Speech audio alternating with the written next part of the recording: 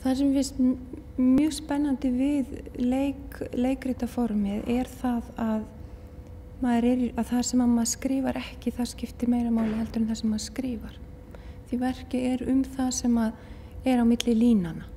Já, verkið fjallar hjón sem fara til sálfræðings vegna vandamála tengdum unglingssyni og þessi sálfræðingur hann beitir mjög óhefðbundinni aðferð eða meðferð.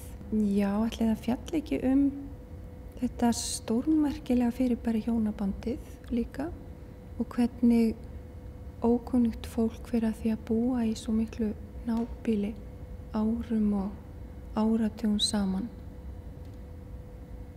og í rauninni bara, já, það nálgast kraftaverk að skuli helmingur hjónabanda endast fram að gröf. Sköpunarferlið,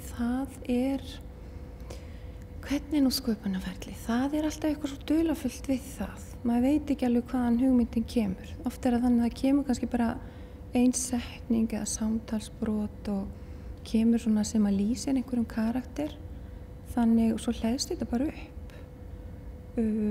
Kannski, já, ég hef ekki erfitt með að skrifa samtal, svo bara aðalvandamálið að finna plottið inn í þessum samtölum fólks.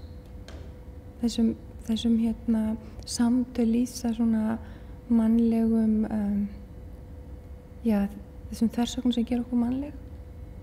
Og já, þannig að þetta